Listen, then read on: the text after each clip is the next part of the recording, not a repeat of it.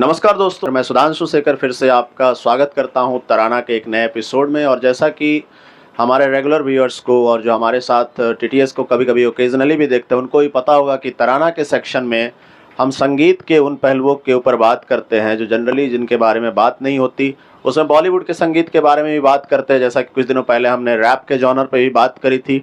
तो संगीत के आज हम उस पहलू के ऊपर आ रहे हैं जिसके ऊपर ज़्यादा बातें तो नहीं की जाती, लेकिन शायद ही भारत में रहने वाला कोई भी परिवार संगीत के उस पहलू से अछूता होगा। और जिस रस्म में उस संगीत को यूज़ किया जाता है, जिस रस्म में उन मेंबर्स को इस्तेमाल किया जाता है, वो शादी होती है, पार्टी होती है, तो ज़रूर ही उस चीज़ का अहम हिस्सा बनते हैं। और मैं जो बात करने जा रहा हूँ वो है शादियों में जो बैंड वाले आते हैं और जिस तरीके का वो समा बांधते हैं। शायद ही इंडिया में ख़ास तौर से जो हिंदू मैरिजेस हैं, जो डोमिनेंट रूप से जो इंडिया में जो हिंदू मैरिजेस हैं, वहाँ की शादियाँ तो बिना बैंड के अधूरी ही रहती है।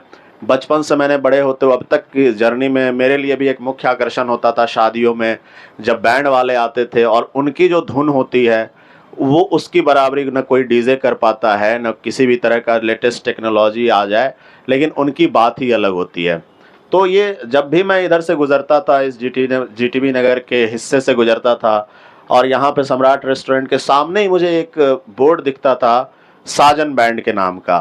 तो हमेशा एक क्यूरियोसिटी होती थी कि कैसे ये इंडस्ट्री ऑपरेट करती होगी, कैसे इनका एक पूरा प्रोसेस होता होगा, और मैं उसको जानूं समझूं। तो आज तराना के एपिसोड में हम जानने की कोशिश करेंगे, समझने की कोशिश करेंगे कि कैसे ये इंडस्ट्री वर्क करती है। तो हमारे साथ काफ़ी अनुभवी साजन बैंड के जो ओनर हैं वो बैठे हुए हैं। मैं उनका स्वागत करता हूं। सर, आपका नाम? गोपाल जी। तो सर, गोपाल जी, मैं आपसे जानना चाहूँगा कि कब से साजन बैंड यहाँ पे है, ये जीटीबी नगर में? सर, ये जो हमारा ऑफिस है यहाँ पर 87 से है। 87 से है। अच्छा, 87 से मतलब यहाँ पे आपने स्पेस लेकर के? 87 में हमने साजन बैंड इंट्रोड्यूस किया था। ओके। उससे पहले हमारा शादियों में घोड़ी और लाइट का काम था। अच्छा। उसके बाद हमने अपना बैंड खोला, वो इसमें 87 में खोला। ओके, मतलब यहाँ जीटीबी नगर में 87 में आपने यहाँ पे स्पेस लेकर के खोला जी। और उससे पहले शादियों में घोड़ियों का काम था आपका? घोड़ी और लाइट्स का काम था। तो सर, उस समय 87 से पहले आप कैसे, मतलब ये क्या पूरी परंपरा परिवार में चली आ रही थी? पुश्तैनी का फादर काम करते थे। अच्छा। उनका घोड़ियों वगैरह का काम था। तो पहले क्या होता था 87 से या आप 80 से पहले कुछ ऐसा होता था कि बैंड अलग बुक होता था, घोड़ी शादी के लिए घोड़ी वगैरह अलग से बुक होती थी। हमारा घोड़ी का काम था। फिर धीरे धीरे ये काम पैकेजेस में होने लग गया। पैकेजेस में, ओके। तो फिर हमने इसको बैंड का अपना इंट्रोड्यूस किया उसके साथ, अपने घोड़ी के काम के साथ। तो तब से हम लगातार यही साजन बैंड और लाज घोड़ी वाले के नाम से काम बिजनेस कर रहे हैं। ओके। तो सर, 87 से लेकर के अभी तक तकरीबन ये लगभग मुझे लग रहा है कि तकरीबन 30 साल का सफ़र आपने यहाँ पे एज एन ऑफिस, ज़्यादा हो गया, बिल्कुल ज़्यादा हो गया। तो सर 30 साल के 35 साल हो गए आपको यहाँ पे, मतलब जी। तो 35 साल के इस सफ़र में आपने क्या क्या चेंजेस देखे? आपको इस इंडस्ट्री का, इस पेशे का इतना अच्छा अनुभव है। चेंजेस सर बस यही है कि काम जो है, पहले कस्टमर जो है वो अलग अलग करते थे बुक, अब इकट्ठे पैकेजेस में काम करते हैं।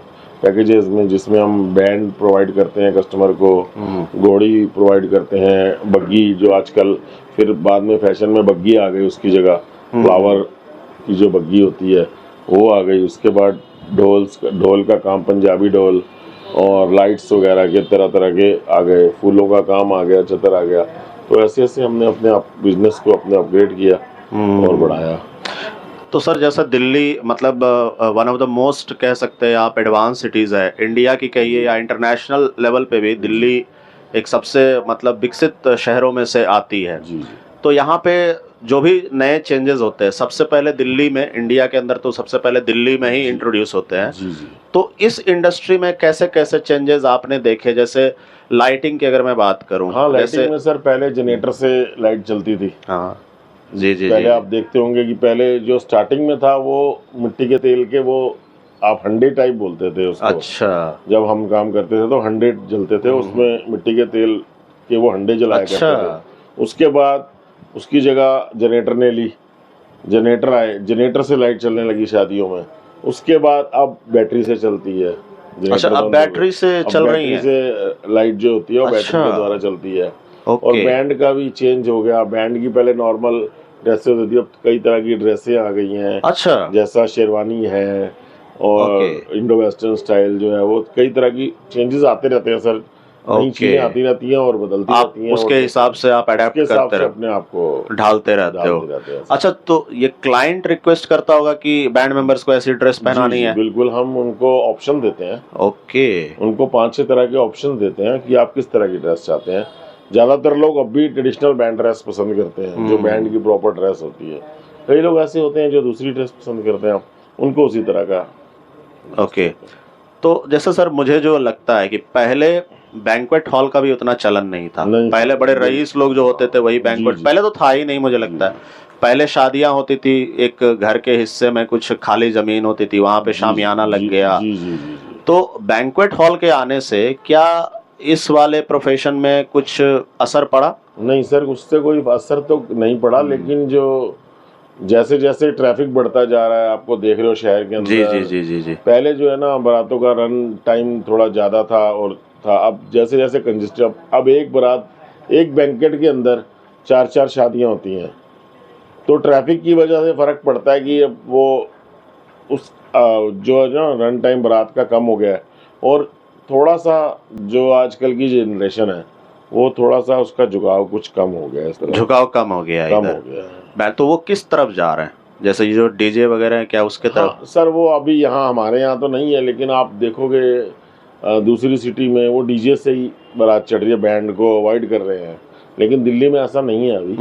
दिल्ली में अभी भी लोग पसंद करते हैं बैंड का, बैंड को ही अच्छा माना जाता है। अच्छा और शगुन की चीज़ मानी जाती है कि बैंड जरूर होना चाहिए। यस यस लेकिन कई सिटी में हम देख रहे हैं अभी, ये तो खाली डीजे से ही बारात चढ़ा देते हैं। ओके। और जैसा कि जैसे घोड़ियों का भी आपने काम बताया जी है, जी।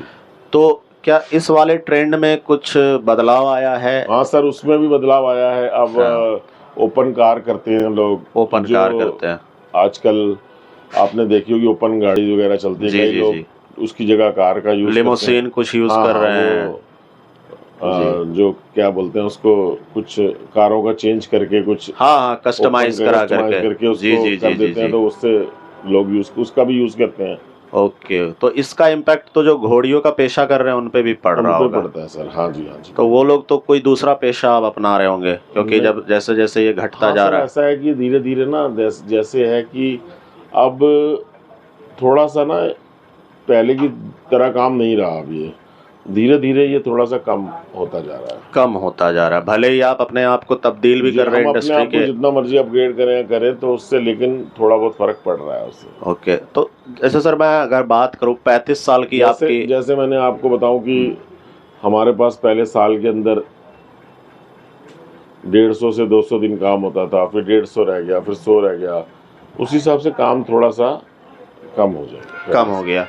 तो जैसे सर 35 सालों के अनुभव में आपका, अगर मैं जो कहते हैं ना, जैसे कहते हैं जिसको गोल्डन एरा, तो आप 35 सालों के सफ़र में सबसे अच्छा वाला फेज आप कब देखते हो? अच्छा वाला फेज नॉट इकोनॉमिकली, जो रौनक कहते थे कि इस वाले पेशे में मतलब एकदम रंगत हुआ करती सर थी। आप देखो कि 2010 से पहले पहले बहुत अच्छा था। अच्छा, 2010 से पहले। वो लोग शौक से करते थे और वो करते थे। अब जो है ना फॉर्मेलिटी के लिए करते हैं। अच्छा धीरे धीरे कम कर रहे हैं। एक ये है कि चलो शादी में फॉर्मेलिटी, ये बैंड है।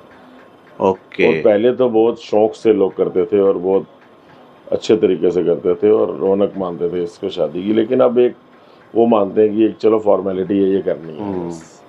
तो एक सर ट्रेंड और आया है डेस्टिनेशन वेडिंग का। जी तो जी डेस्टिनेशन वेडिंग में जैसे दूसरे जगह जाके लोग शादियां जी कर रहे हैं, जी जी बहुत जी कोई जी पैलेस में करता है, जी कुछ जी करता है, जी तो जी। उसका इम्पैक्ट पॉजिटिव पड़ा इस इंडस्ट्री पे नहीं या सर, नेगेटिव? पॉजिटिव ही पड़ा उसका। पॉजिटिव पड़ा है। क्योंकि उससे क्या होता है कि इवेंट वाले हमारे को संपर्क करते हैं। हम्म, वो जो भी डेस्टिनेशन वेडिंग होती है इवेंट के द्वारा होती है, इवेंट कंपनी के द्वारा होती है। तो जो अच्छा काम करने वाले उनको नेचुरली इवेंट वाले हायर करते हैं। ओके, तो हमारी भी इवेंट वालों से है, और वो जैसे बोलते हैं हम वैसा वहाँ उस जगह पे उस तरह प्रोवाइड का करा देते हैं। प्रोवाइड कराते हैं।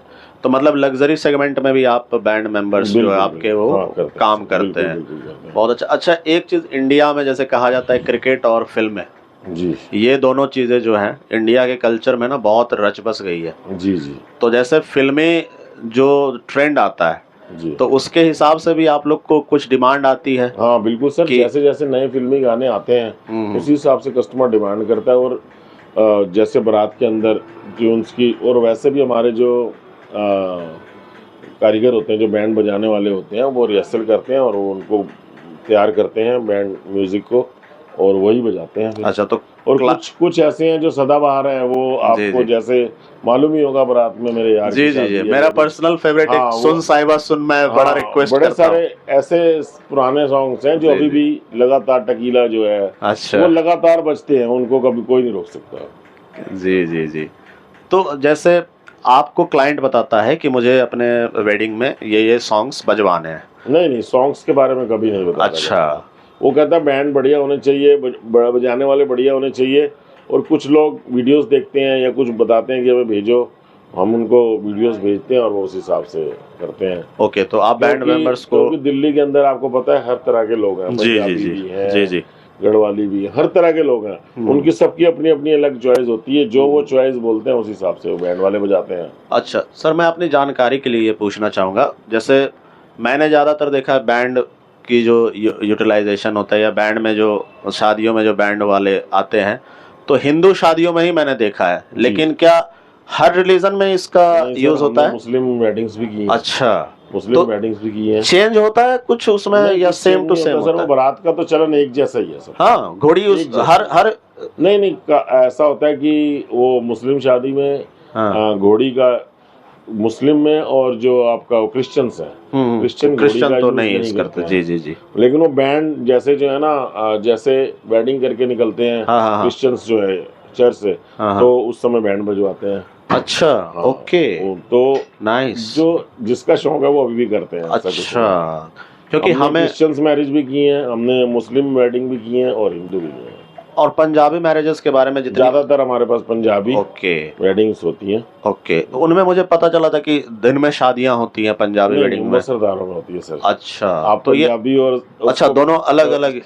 हाँ अच्छा, हाँ। वो भी अलग-अलग हैं हिंदू में मतलब। भी पंजाबी होते हैं, जो हिंदू में पंजाबी होते हाँ, हैं, हाँ, हाँ, हाँ। और सिख में तो पंजाबी होते हैं, सिख तो पंजाबी होते ही होते हैं। अच्छा, अच्छा, अच्छा, और अच्छा। ज्यादातर जो सिख की वेडिंग होती है वो दिन में ही होती है हमारे पास। वो ओके, वेडिंग दिन में ही होती है। ओके।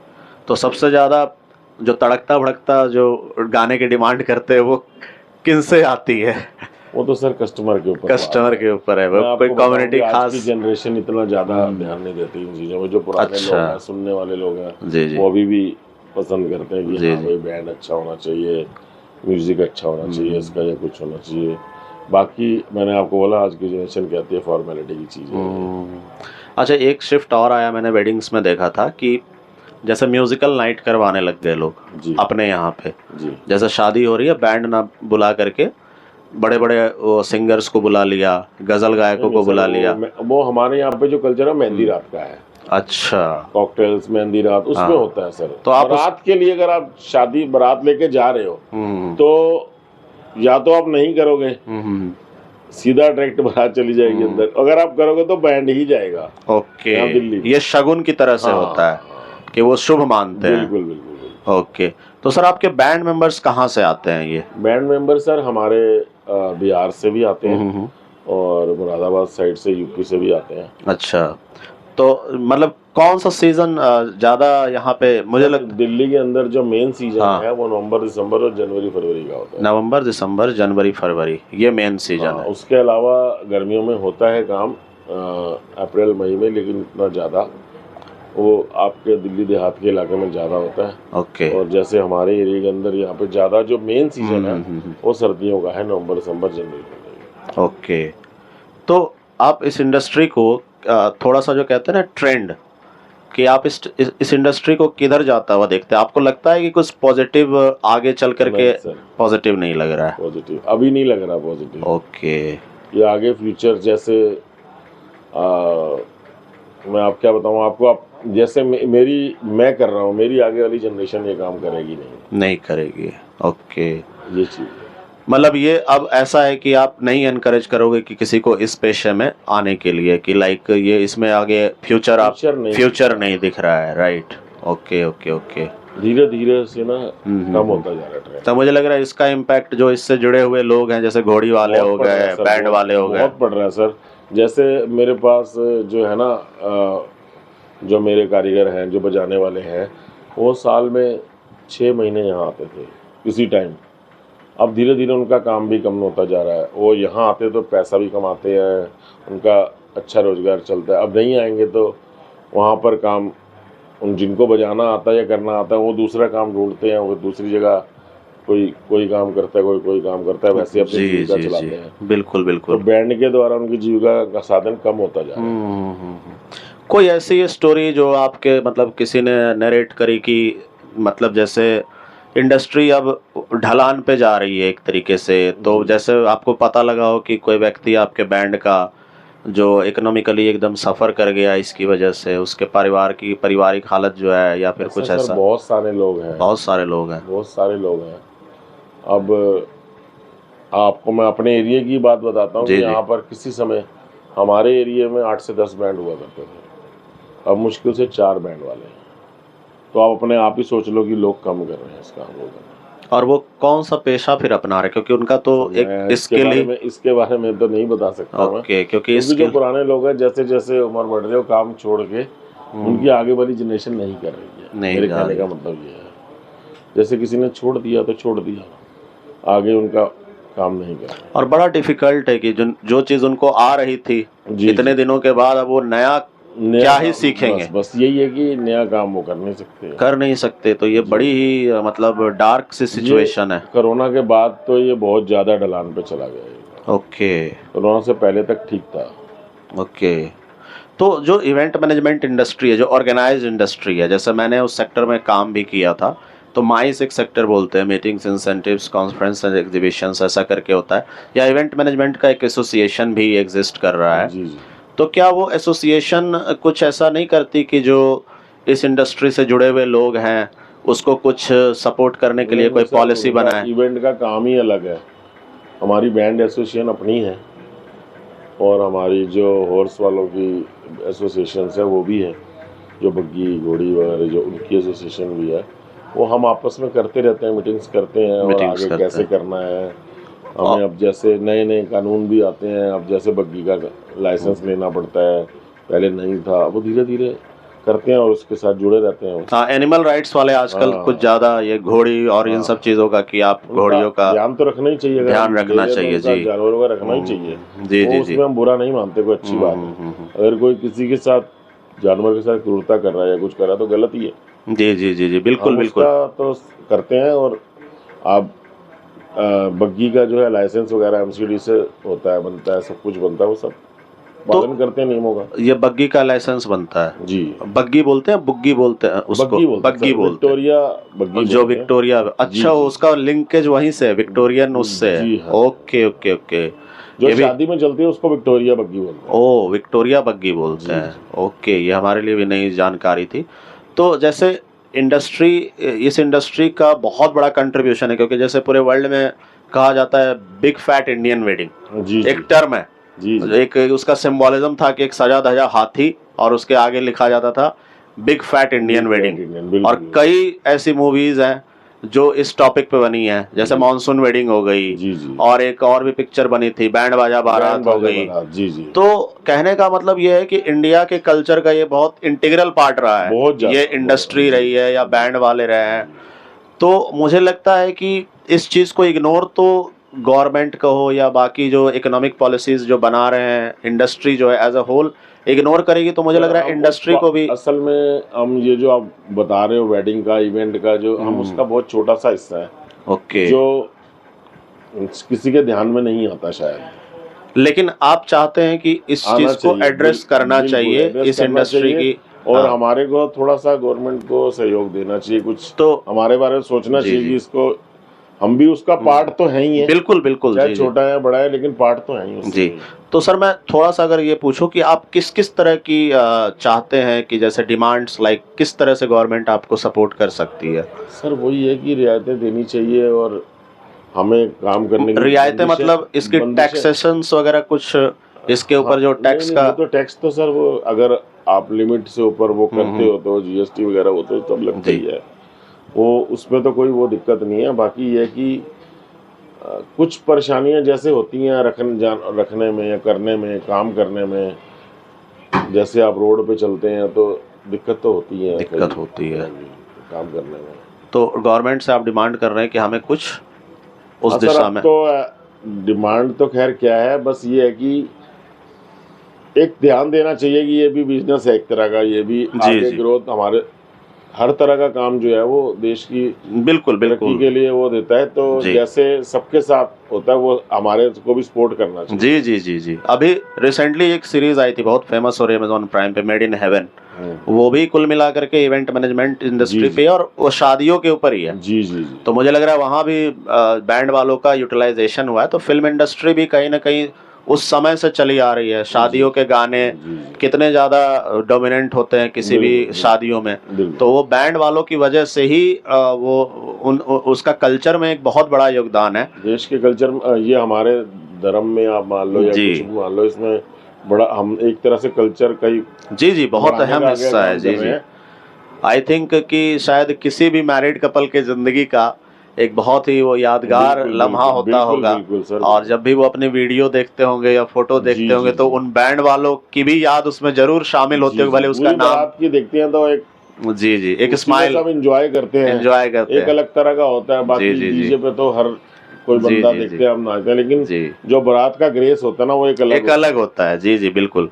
तो सर मैं ये देख पा रहा हूँ कि कुछ फोटोज भी लगी हुई हैं है। इसमें। जी कुछ आपकी जस्ट डेमोन्स्ट्रेटिव फोटोज हैं या फिर कुछ वैसे भी फोटो आपने लगाई है कि जो नहीं नहीं, सब हमारी अपनी काम अपनी करने फोटो की है? है। हाँ जी। ओके। तो सर दिल्ली के मतलब किन किन एरियाज में, और या फिर जैसे आपने कहा कि डेस्टिनेशन वेडिंग में भी आपका जाता है? सर ये आसपास दिल्ली में एनसीआर में, नोएडा, गुड़गांव, जितने भी ये डेस्टिनेशन वेडिंग के हुआ सब जगह।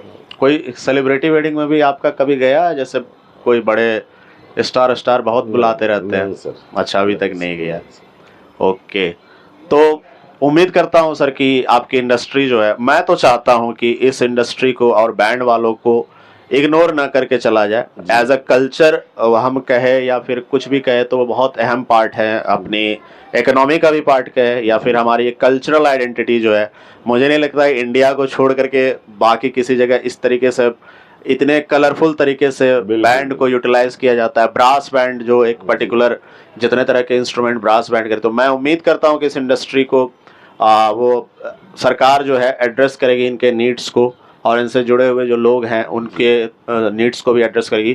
Thank you so much Gopal ji. धन्यवाद सर, धन्यवाद। तो गोपाल जी थे, ये साजन बैंड के ओनर थे और उन्होंने 35 साल की जर्नी को साझा किया। कुछ यादें हमारी जो जुड़ी हुई थी संगीत के प्रेमी के होने के नाते, जैसे इन्होंने बताया कि ट्रेंड शिफ्ट होता जा रहा है, लोग बैंड के जगह डीजेस को प्रेफरेंस देते जा रहे हैं।